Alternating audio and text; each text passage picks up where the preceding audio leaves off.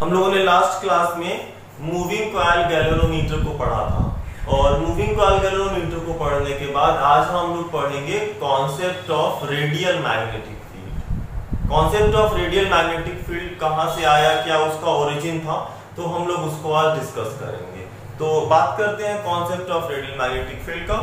उसके पहले स्टूडेंट्स हम लोगों ने ये बात किया था कि जो मूविंग कॉइल गैल्वेनोमीटर था, मूविंग कॉइल गैल्वेनोमीटर का हम लोगों ने मेन यूज किया था करंट के डिटेक्शन के लिए, और कहा गया था कि जो मूविंग कॉइल गैल्वेनोमीटर का स्ट्रक्चर था वो कुछ इस तरीके से था। उसमें एक मैग्नेट था, दूसरा मैग्नेट था। इन दोनों मैग्नेट्स का काम था मैग्नेटिक फील्ड को प्रोड्यूस करना। फिर इस दोनों मैग्नेट्स के बीच में हम लोगों ने क्या किया था, यहाँ पे प्लेस किया था एक रेक्टेंगुलर कॉइल, और ये कॉइल हम लोगों का कुछ ऐसे था जिसमें कई सारे टर्न्स दिखाए गए थे। और उन्होंने कहा था कि इस कॉइल का ऊपर वाला जो एंड होगा वो फॉस्फर ब्रांच के स्ट्रैप पे माउंटेड होगा, नीचे वाला टर्न स्प्रिंग से माउंटेड था। फिर हम लोगों ने ये भी बोला था कि हम लोग क्या करेंगे कि इसके एक एंड को ला करके इधर टर्मिनल T1 पे जोड़ देंगे और कॉइल के दूसरे एंड को टर्मिनल T2 पे जोड़ दिया था। हमने कहा था कि जब हम T1 और T2 को करंट पास करेंगे तो इस कॉइल में करंट पास होगा और इसके ऊपर टॉर्क लगेगा। जब टॉर्क लगेगा तो कॉइल टर्न करेगा, कॉइल में ट्विस्ट आएगा, और इस कॉइल का जो टर्निंग होगा उस टर्निंग को हम लोग यहाँ पे पॉइंटर पे डिटेक्ट कर लेंगे। तो जो वो आंसर हमारा आया था लास्ट टर्म पे जब हमने डिस्कस किया था, तो वो आंसर ये आया था I is equal to K phi upon NAB sine theta. हम लोग का रिजल्ट आया था I is equal to K phi upon NAB sine theta.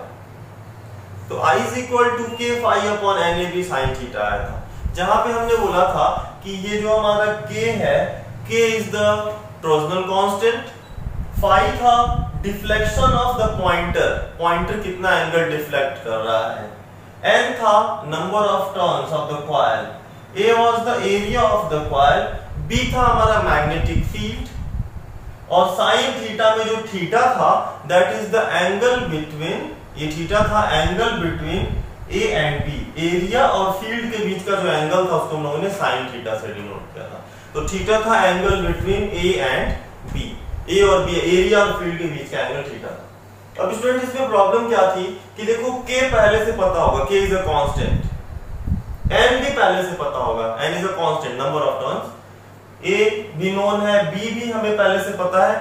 हमको दो चीजें मेजर करनी पड़ेंगी। पहला फाई तो बहुत आसानी से मेजर कर सकते हो, फाई हम लोग बहुत आसानी से मेजर कर लेंगे क्योंकि फाई बता रहा है इस पॉइंटर का डिफ्लेक्शन, तो जो पॉइंटर का डिफ्लेक्शन होगा वो फाई वहां से मेजर कर लेंगे।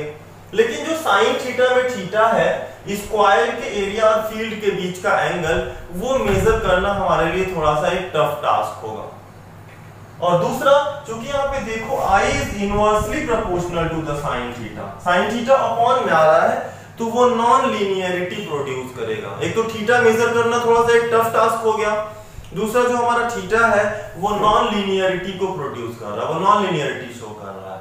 तो उस चीज से बचने के लिए, साइन थीटा को यहाँ अवॉइड करने के लिए हमारा आएगा concept of radial magnetic field. तो concept of radial magnetic field में हम लोग क्या बात करेंगे, यहाँ पे नाम से ही समझ में आ रहा होगा रेडियल। रेडियल का मतलब होता है कि कुछ रेडियस के डायरेक्शन में, रेडियल का मतलब है रेडियस के डायरेक्शन।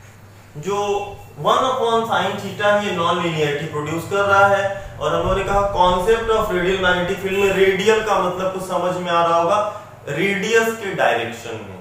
क्या किया गया इस साइन थीटा की प्रॉब्लम को सॉल्व करने के लिए, क्योंकि मैंने कहा सारी चीजें आपको पता होंगी, फाई मेजर कर लोगे, लेकिन साइन थीटा एक तो मेजर करने में प्रॉब्लम क्रिएट करेगा, दूसरा जो हमारा यहाँ पे साइन थीटा है वो अपॉन में आ रहा है, तो इस पूरे एक्सप्रेशन में वो नॉन लीनियरिटी प्रोड्यूस कर रहा है। तो इस प्रॉब्लम को सॉल्व करने के लिए हम लोग क्या करेंगे, concept of radial magnetic field use करेंगे, जो कि अपने आप में बहुत ही इंपॉर्टेंट टॉपिक है, concept of radial magnetic field.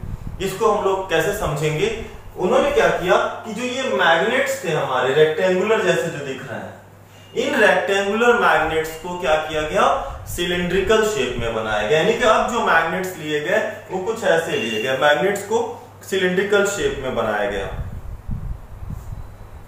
Magnets को कुछ ऐसे बनाया गया, मैग्नेट्स को सिलिंड्रिकल शेप। आप लोगों ने देखा भी होगा मैक्सिमम जो मोटर, फैन और जनरेटर, जितने भी टाइप के रोटेटिंग इलेक्ट्रिकल डिवाइसेस हैं वो सिलिंड्रिकल शेप के ही आपको दिखाई देंगे। तो इस मैग्नेट्स को रेडियल डायरेक्शन में किया, सिलिंड्रिकल शेप में किया गया। सिलिंड्रिकल शेप में करने के बाद क्या किया गया, यहाँ पे ये देखो, अब देखो जो मैग्नेटिक फील्ड होगा नॉर्थ से निकलेगा और साउथ में जाएगा, कुछ ऐसे। मैग्नेटिक फील्ड नॉर्थ से निकलेगी, साउथ में जाएगी, कुछ ऐसे। मैग्नेटिक फील्ड नॉर्थ से निकल रही थी, साउथ में जा रही थी। और जो कॉइल लिया गया, इस बार जो कॉइल बनाया गया, उस कॉइल को सर्कुलर शेप दिया गया। कॉइल को क्या किया गया, सर्कुलर शेप दिया गया। जो हमारा कॉइल था उसको अभी देखो कॉइल रेक्टेंगुलर था, मैग्नेट भी रेक्टेंगुलर था। यहाँ पे हमारा कॉइल, जो मैग्नेट्स थे वो रेक्टेंगुलर की जगह पे सिलिंड्रिकल कर दिए गए और कॉइल को सर्कुलर बना दिया गया। ऐसा करने पे क्या हुआ, ऐसा करने पे अब देखो जरा, ये जो मैग्नेटिक फील्ड है वो कॉइल के साथ कितना एंगल बनाएगी, 90 डिग्री। देखो रेडियल के डायरेक्शन में, रेडियस के डायरेक्शन में हो गया। तो जो मैग्नेटिक फील्ड थी वो कॉइल के साथ अब परपेंडिकुलर हो गई, क्योंकि कॉइल कैसे भी घूमे अब वो हर जगह सर्कुलर शेप का हो गया। तो उस केस में यहाँ पे थीटा हमारा परमानेंट 90 डिग्री हो गया। और जब थीटा आपका परमानेंट 90 डिग्री हो जाएगा तो उस केस में अब साइन थीटा हमेशा के लिए क्या हो गया, 90। और आपने पढ़ा है here in this case theta is equal to 90 degree. और जब थीटा 90 होगा तो वहां पुट कर दो, तो नया एक्सप्रेशन क्या मिला, I is equal to k phi upon NAB।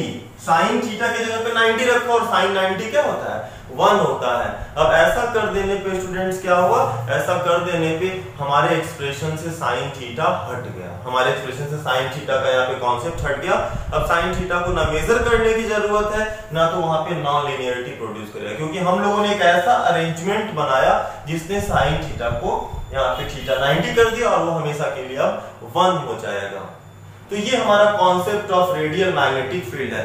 क्यों हमने पूछा है कि what is the need of radial magnetic field, क्या जरूरत पड़ी है, what is the concept behind the radial magnetic field. तो सिंपल सा एक्सप्लेनेशन है, ये एक्सप्रेशन आप लिखोगे और लिखोगे in this expression sine theta is inversely proportional, या I is inversely proportional to sin theta which is producing non-linearity। And second thing, ये जो साइन थीटा है, theta is the area angle between a and b which is not a measurable quantity. यहाँ पे measurable नहीं हो पाएगा, major नहीं कर सकते, मैकेनिकल वैसे अरेंजमेंट्स नहीं।